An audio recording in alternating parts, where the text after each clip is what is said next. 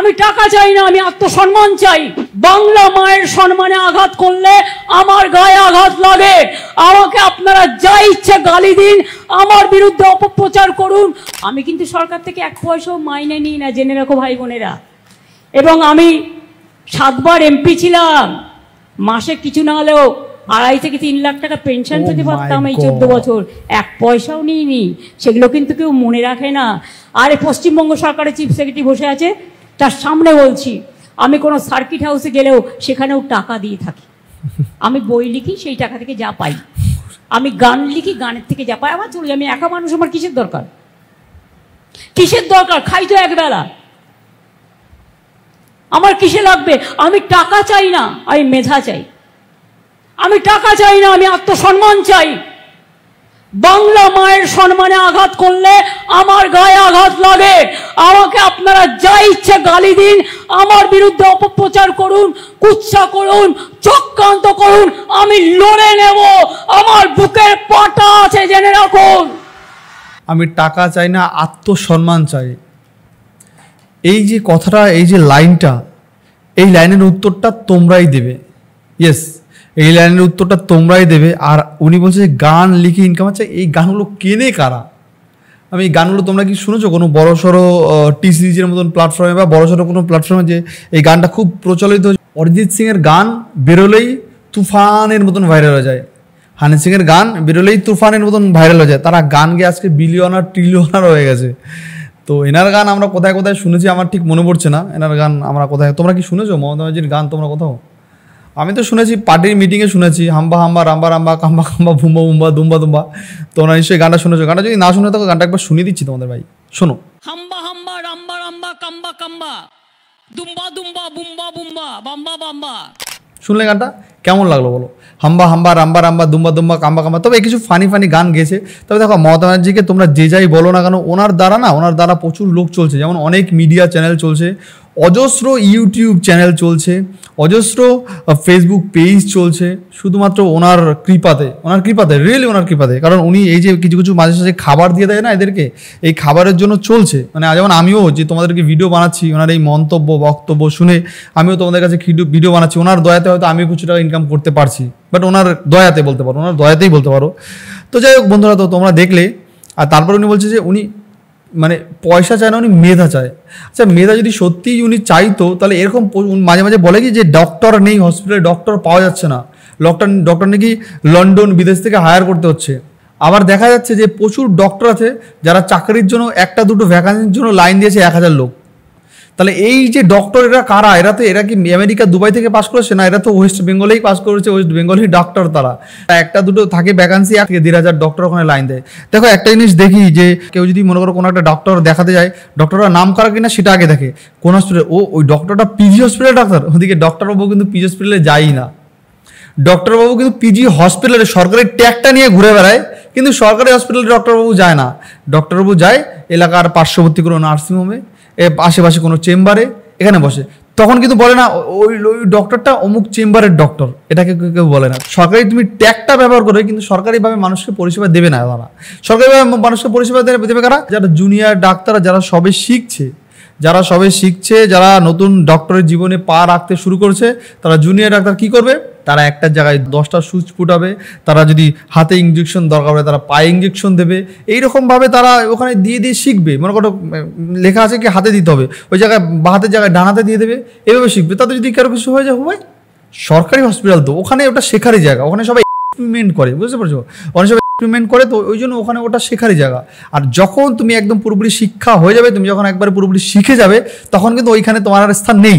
মানে সরকারিভাবে তুমি টাকা পাবে, সরকারিভাবে তোমার মাস গেলে তোমার ব্যাংকে 50,000, 60,000 বা 1 লাখ এরকমও স্যালারি মানুষ পায়, ডক্টররা পায়। তো সেটা সরকারিভাবে তোমার ব্যাংকে ঢুকবে, কিন্তু ওইটার জন্য তোমাকে আর সরকারি হসপিটালে যেতে হবে না। তুমি ওইটা মনে করো তোমার একটা ফিক্সড ইনকাম, ওটা হয়ে থাকবে, ওটা তোমার ঢুকতেই থাকবে প্রত্যেক মাসে মাসে ব্যাংকে। দেখো, তুমি সরকারি হসপিটালে যাচ্ছ না যাচ্ছ, কে দেখবে বলো? ও তোমার সরকারি হসপিটালে দেখার দায়িত্ব কার? নিশ্চয়ই তোমার সুপারের। আরে সুপার তো নিজেও ঠিক মতন হসপিটালে আসবে না, সুপার ইচ্ছা মতন মা বাড়ি আসবে, যাবে, যা ইচ্ছা তাই করবে। কে দেখবে? সুপারের উপরে কেউ আছে? নেতা। আরে নেতা তো সে নেতা নিজেও দেখবে না, নেতা কিভাবে যাবে? নেতা যদি প্রয়োজন হয় তখন নেতা দেখবে, নেতা যদি প্রয়োজন হয় নেতা তো যাবে না। এটা অনেকে বিশ্বাস করবে না। এই সরকারি হসপিটালটাকে পুরো কে চালায় জানো? সরকারি হসপিটালটাকে পুরো চালায় মনে করো আয়া থাকে না, আয়া। সরকারি হসপিটাল নিশ্চয়ই তোমরা আয়া দেখছো, যাদের পদটা একদম সব থেকে নিচে, যারা সরকারি মায়না হয়তো পায়ও না। অনেক আয়া আছে যারা সরকারি মায়নাটাও পায় না, ঠিক আছে? তারা প্রত্যেকটা পেশেন্ট পার্টির থেকে হয়তো 200 300, কিছু কিছু হসপিটালে আদের ওটা মানে বিপদ, সেটা সেই সব নিয়ে আমি আবার অন্য কোনো দিন অন্য কোনো টাইপের ভিডিও বানাবো।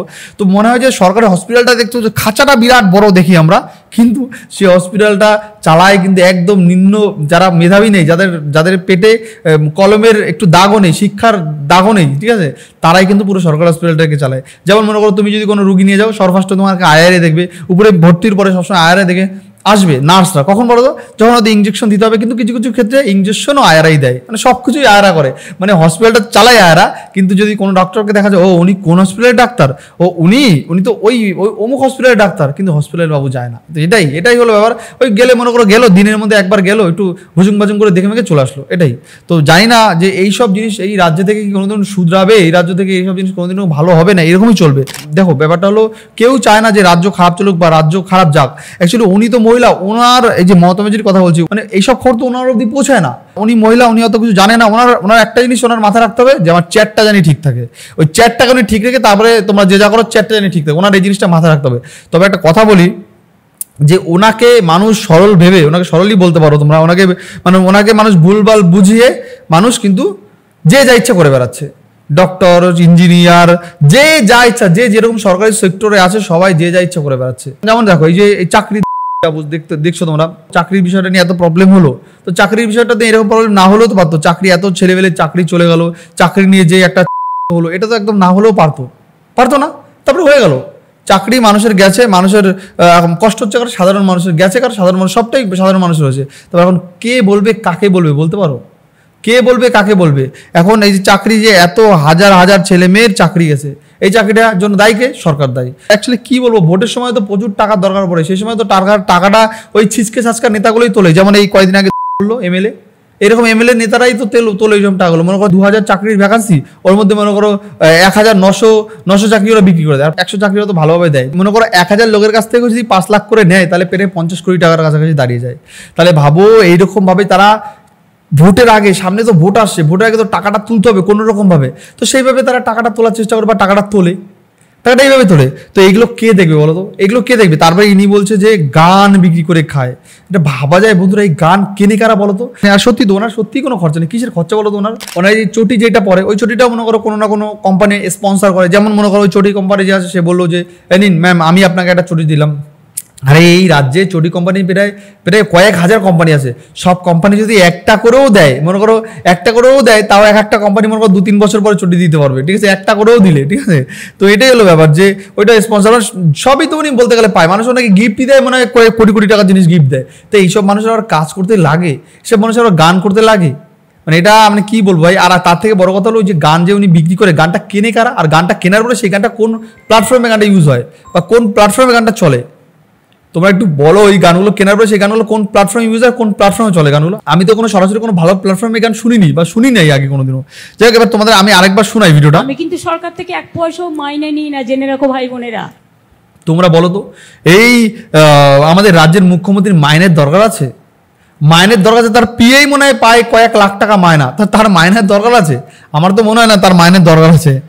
এবং আমি 7 বার এমপি ছিলাম, মাসে কিছু না হলেও 2.5 থেকে 3 লাখ টাকা পেনশন পেতে পারতাম এই 14 বছর, 1 পয়সাও নিইনি। সেগুলো কিন্তু কেউ মনে রাখে না। আর এই পশ্চিমবঙ্গ সরকারের চিফ সেক্রেটারি বসে আছে, জানি না এই আদৌ উনি 1 পয়সাও নেয়নি, এটা সত্য না হাস্যকর আমি সেটা জানি না, বাট সেটা উনি জানে, আর ওনার আশেপাশে চিফ সেক্রেটারি যারা আছে হয়তো তারা জানে। জানি না এটা সত্যি কি মিথ্যা, হতেও পারে। কারণ দেখো ওনার কি খরচা, ওনার না কোনো সংসার আছে, কিচ্ছু নেই, ওনার কোনো খরচাও নেই। আমার মনে হয় যে যা খরচা, এত কোম্পানি ওনাকে বললাম না, কেউ যদি গিফট দেয় তাও মানে কোটি টাকার জিনিস গিফট দেবে ওনাকে, কেউ নর্মাল জিনিস গিফট দেবে না। তো ওনার খরচাটা কিসের ভাই, আমি বুঝতে পারতে পারছি না। ওনার কি লাগবে? যদি বলে আমার 1 কেজি চাল লাগে, 1 কেজি জায়গায় বেরোয় 1 কুইন্টাল চাল পাঠিয়ে দেবে, 100 কুইন্টাল চাল পাঠিয়ে দেবে। যদি বলে আমার 1 কেজি চাল চাই শুধু, বুঝতে পেরেছো? তো এইরকমটা ওনার খরচাটা কিসের? তার সামনে বলছি, আমি কোনো সার্কিট হাউসে গেলেও সেখানেও টাকা দিয়ে থাকি।